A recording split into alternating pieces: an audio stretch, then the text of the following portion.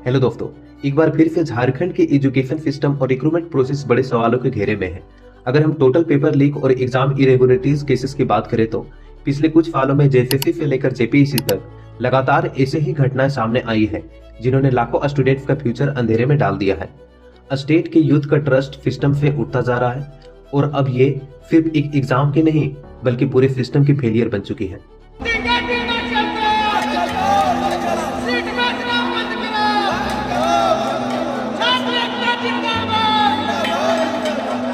बिना आंदोलन का झारखंड में कुछ नहीं होने वाला। बसों से सारे बच्चे प्रिपरेशन कर रहे हैं, लेकिन हर बार हर चीज़ के लिए हमें आंदोलन करना पड़ता है, सड़कों पर उतरना पड़ता है। चाहे वो पेपर लीक का मामला हो या तो फिर हमें एग्ज़ाम कंडक्ट कराना हो या एवरीथिंग, हमें एग्ज़ाम भी कंडक्ट कराना हो तो भी हमें जाके धरना प्रदर्शन करना पड़ता है कि हमारी प्रिपरेशन हो गई, आप कब एग्ज़ाम लेंगे, एग्ज़ाम लीजिए। फिर वो एग्ज़ाम लेने के बाद पता चलता है, जैसे ही हम एग्ज़ाम देकर के घर की ओर कुछ करते हैं, वापस आते हैं, हमें पता चलता है कि पेपर लीक हो गया।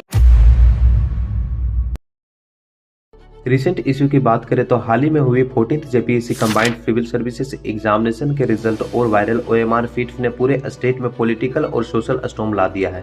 कट ऑफ मार्क्स रिलीज न करना, बिना सिग्नेचर के मेरिट लिस्ट आना और कम अटेम्प्ट करने वाले कैंडिडेट्स का भी सेलेक्ट हो जाना, इन सभी एनोमलीज ने प्रोटेस्ट को अफवाक कर दिया। सिचुएशन इतनी सीरियस हो गई है कि सीआईडी को मैदान में उतरना पड़ा और एसआईटी बनानी पड़ी।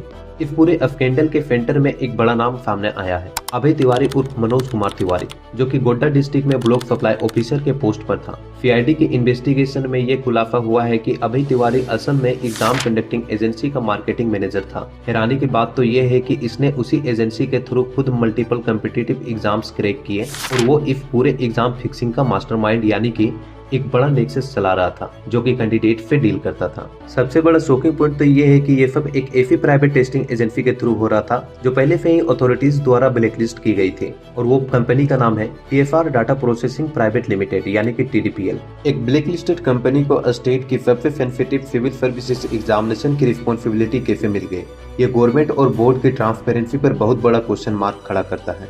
इस इंटेंस प्रेशर और सीआईडी के रेट्स के चलते जेपीएससी के चेयरमैन एल खियांगते ने अपने पद से रेजिग्नेशन दे दिया। चेयरमैन का ये सडन स्टेप और सीआईडी द्वारा ऑफिसेस और प्रॉपर्टीज पर रेट्स का इस बात का प्रूफ है कि दाल में कुछ काला है। झारखंड के यूथ को सिर्फ टेम्परेरी अरेस्ट या रेजिग्नेशन नहीं बल्कि एक स्ट्रिक्ट सिस्टम लेवल रिफॉर्म चाहिए। जब तक ट्रांसपेरेंट, फेयर एग्जाम और गिल्टी लोगों पर हार्श लीगल एक्शन नहीं होते तब तक स्टूडेंट्स का ये गुस्सा शांत नहीं होगा। आपका इस पूरे केस पर क्या कहना है, कमेंट सेक्शन में जरूर बताएं।